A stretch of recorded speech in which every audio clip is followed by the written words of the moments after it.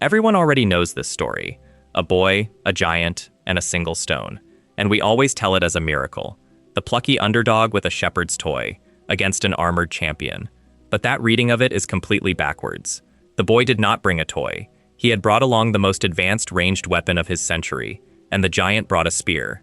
So it was not really a miracle at all. It was a straightforward mismatch. Because of that one story, we have spent nearly 3,000 years underestimating the sling. We picture a floppy leather strap and a pebble flicked at a tree. The truth is a great deal stranger. For most of ancient history, the sling outranged the bow, and it hit harder than the bow. 2 lengths of cord and a small pouch. So how on earth does that work? Pick one up today, and it is genuinely underwhelming. A small pouch of leather or woven wool, with a cord running off each side. One cord ends in a loop that slips over a finger. The other ends in a knot, pinched between finger and thumb. And that, honestly, is the whole device. No spring, no stored energy. Nothing elastic anywhere in it. A bow is obviously a machine. You bend it, you load it, and the wood holds your effort for you. But a sling holds nothing at all. Every scrap of energy in the shot comes out of your shoulder in the last second before release, which quietly makes it one of the purest tools anybody ever invented. It does not store your effort, it multiplies it. And it multiplies it using nothing but geometry. Start with simply throwing a stone by hand. Your arm is really just a lever. It pivots at the shoulder, and the stone rides at the far end, roughly 70 centimeters out from the joint. How fast that stone finally leaves depends on exactly 2 things: how quickly the lever is rotating and how long the lever is. Speed equals rotation multiplied by radius. Now, your shoulder has a hard ceiling. Muscle can only contract so fast, and that limit arrives frustratingly early.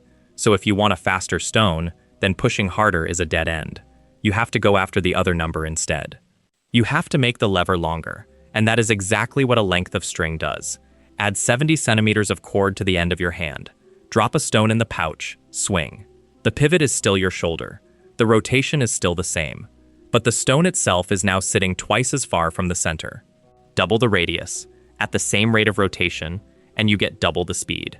You have just doubled the exit speed of a stone using a piece of cord. And here is where it suddenly turns serious. Because impact is not speed. Impact is energy. And energy does not scale with speed. It scales with the speed squared. Half of the mass times the velocity again. So doubling the speed does not double the impact. It quadruples it. 4 times the energy, from the same shoulder, the same perfectly ordinary human being, all for the price of a bit of string. A hard overarm throw by hand puts a stone out at maybe about 20 meters per second. A properly trained slinger releases at 30, at 40, and sometimes well past 50.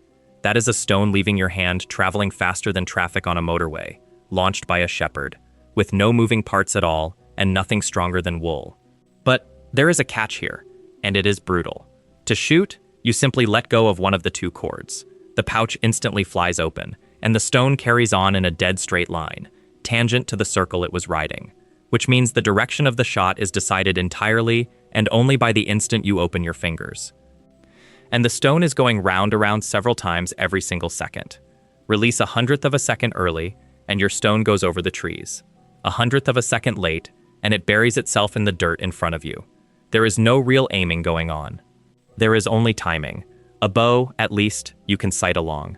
You look down the shaft and loose. A sling offers none of that. You learn it the same way you learn to catch a ball, by throwing about 10,000 stones, which is why the sling was never quite a soldier's weapon. It was really a childhood that happened to end in an army. Now for the numbers, because they are hard to believe. Ancient commanders knew perfectly well exactly what a slinger was worth. The Roman writer Vegetius warned his officers quite plainly that slingers outreached archers.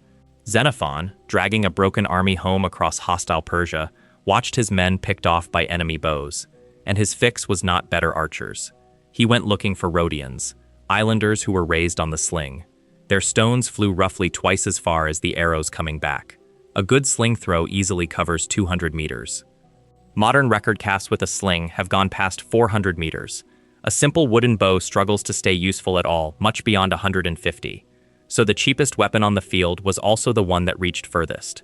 And then there is the ammunition itself. This is where it starts to get frightening, because the Romans stopped throwing stones. They began casting their shot in solid lead. Lead is 11 times heavier than water, so a lead pellet the size of an acorn weighs what a fist-sized rock weighs. Small and heavy together is the perfect combination. Less surface pushing air aside, and more mass to carry it through.